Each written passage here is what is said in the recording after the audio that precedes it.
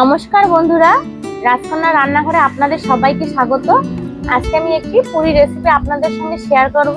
তবে এই পুরিটি আমি আটা কিংবা ময়দা দিয়ে বানাবো না, এই পুরিটি আমি সাবু দিয়ে বানাবো। আর এই পুরি আপনারা একাদশী কিংবা যে কোনো উপোসের দিন বানিয়ে ঠাকুরকে নিবেদন করে প্রসাদ হিসেবে গ্রহণ করতে পারেন। আপনারা শুরু থেকে শেষ অবধি ভিডিওটি দেখতে থাকুন, আশা করি আপনাদের এই রেসিপিটি ভালো লাগবে। সাবুর পুরি বানানোর জন্য এখানে আমি 200 গ্রাম মোটা দানা সাবু নিয়েছি। এখন এই সাবুগুলো আমি শুকনো খোলায় ভেজে গুঁড়ো করে নেব।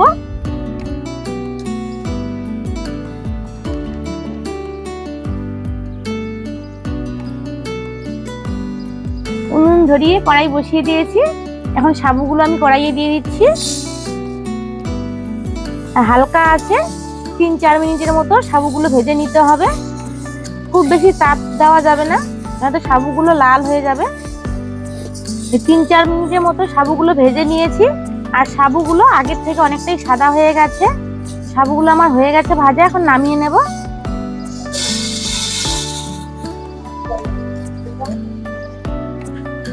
এখন সাবুগুলো আমি একটু ঠান্ডা করে নিয়ে মিক্সিতে গুঁড়ো করে নেব।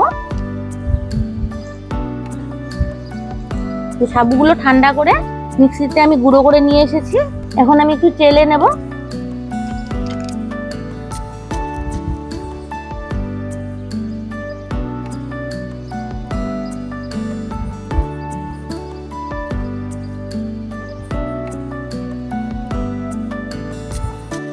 যে একটু দানা দানা আছে এটা বেরিয়ে গেল। এখন এই সাবুর গুঁড়োটা শুকনো চালের গুঁড়োর মতো হয়েছে। এখন এখানে আমি 2টো সেদ্ধ আলু নিয়েছি, আমি গ্রেট করে নেব।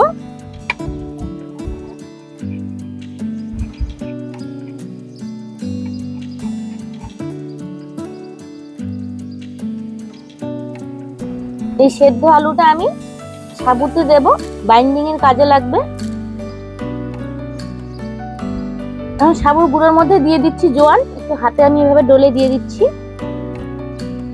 দিয়ে দিচ্ছি স্বাদ মতো সন্ধক লবণ, 1/2 চামচ দিয়ে দিচ্ছি ঘি,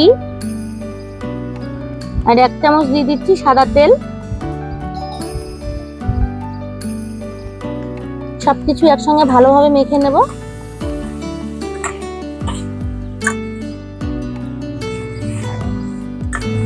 এখন এতে আমি গ্রেট করা আলুটা দিয়ে দেব।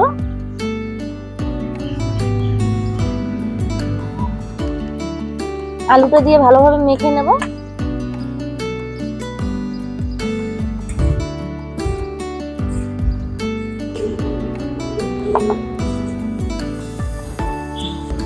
যে আলুর সঙ্গে মিশিয়ে নিয়ে একটা শক্ত ডোয়ের মতো তৈরি হয়ে গেছে। এখন এতে আমি অল্প অল্প করে উষ্ণ গরম জল মিশিয়ে নেব। আটা ময়দার ডো যেরকম আমরা তৈরি করি সেরকম নয়, তার থেকে একটু নরম করে ডোটা তৈরি করতে হবে। সাবু জল টেনে নেবে অনেকটাই।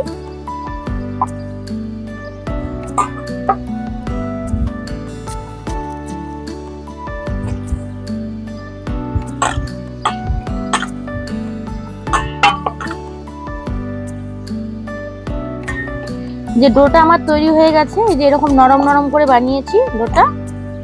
এখন আমি 15 মিনিটের মতো ঢেকে রেস্টে রেখে দেবো। যেখানে আমি 5টা আলু আগে থেকে সেদ্ধ করে রেখে দিয়েছি। এখন সাবুর পুরির সঙ্গে পরিবেশনের জন্য মরিচ আলু আমি রান্না করব। আলুগুলো আমি টুকরো টুকরো করে কেটে নিচ্ছি।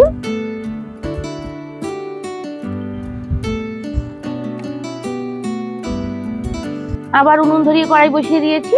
এখন দিয়ে দিচ্ছি একটু সাদা তেল, 1 চামচের মতো সাদা তেল দিলাম। আর 1/2 চামচ দিয়ে দিচ্ছি ঘি, 1 চামচ দিয়ে দিচ্ছি থেতো করা গোলমরিচ,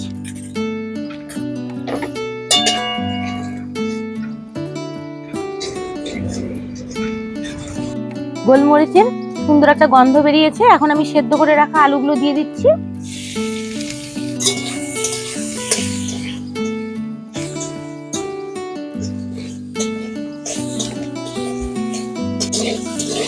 দিয়ে দিচ্ছি স্বাদ মতো সন্ধক লবণ।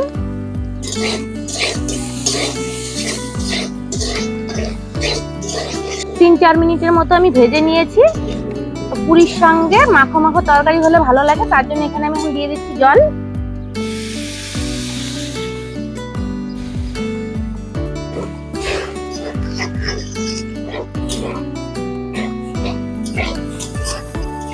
আলুগুলো আমার সেদ্ধই আছে, এখন ফুটে গেলেই হয়ে যাবে।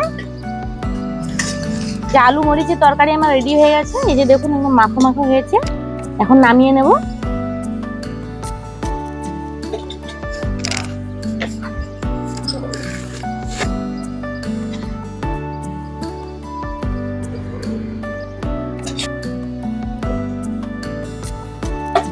এদিকে 15-20 মিনিটের মধ্যে ডোটা দেখুন অনেকটা শক্ত হয়ে এসেছে।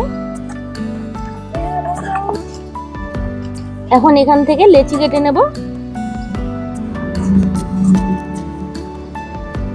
একটু বড় বড় করে নেব লেচিগুলো। লেচিগুলো আমি বড় বড় করে কেটে নিয়েছি। এখন এগুলো আমি বেলে নেব। একটু তেল লাগিয়ে নেব লেচিগুলোতে।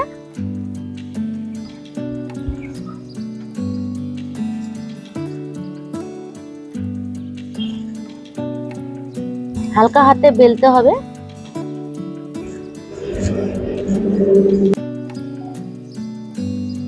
যে লেচিগুলো বেলার সময় ধারগুলো ফেটে যাবে এভাবে, সেই জন্য আমি একটা বাটি দিয়ে গোল গোল করে কেটে নেব।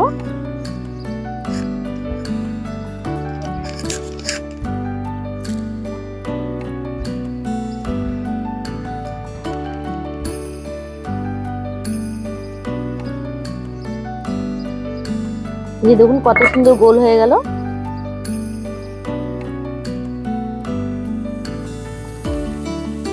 এভাবে কেটে নিলে পুরিগুলো দেখতে সুন্দর লাগবে।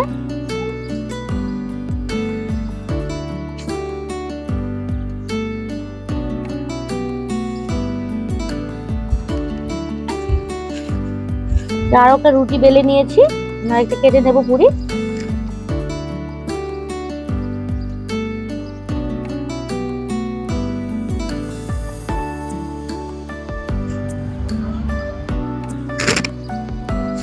সবগুলো পুরি আমার বেলে নেওয়া হয়ে গেছে। এখন এগুলো আমি ভেজে নেব। পুরিগুলো ভাজার জন্য কড়াই আমি সাদা তেল দিয়ে দিচ্ছি।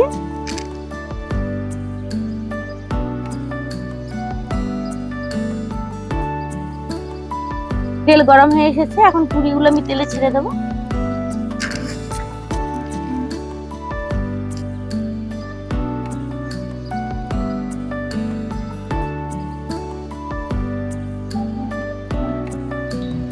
এই যে দেখুন পুরিগুলো কত সুন্দর ফুলছে।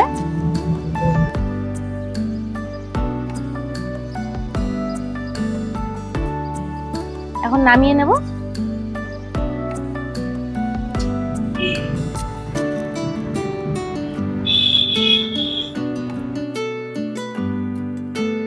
বাকি পুরিগুলো আমি একইভাবে ভেজে নেব।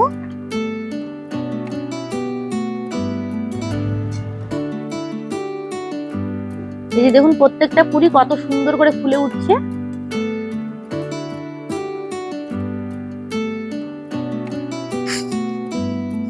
এই পুরিটাও আমার হয়ে গেছে, নামিয়ে নেব।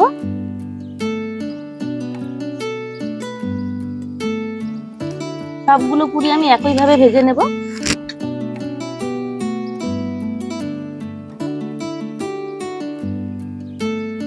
এই যে দেখুন বন্ধুরা সবগুলো পুরি আমার ভাজা হয়ে গেছে। আর সবগুলো পুরি দেখুন কত সুন্দর হয়েছে। আর দেখুন বন্ধুরা পুরিটা কতটা নরম হয়েছে। এই দেখুন একদম সফট হয়েছে।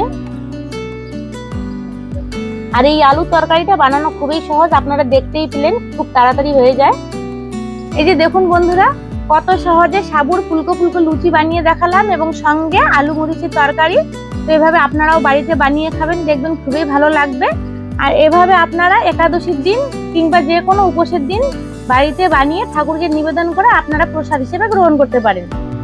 আশা করি আজকের রেসিপি আপনাদের ভালো লেগেছে। ভালো লেগে থাকলে ভিডিওটিতে লাইক করে দেবেন, শেয়ার করে দেবেন। আর আমার চ্যানেলটিতে নতুন বন্ধু হয়ে থাকলে চ্যানেলটিকে সাবস্ক্রাইব করে দিয়ে আমার পাশে থাকবেন। তো ভিডিওটি এখানে শেষ করছি। সবাই ভালো থাকবেন। দেখা হচ্ছে পরবর্তী কোনো রান্নার ভিডিও নিয়ে।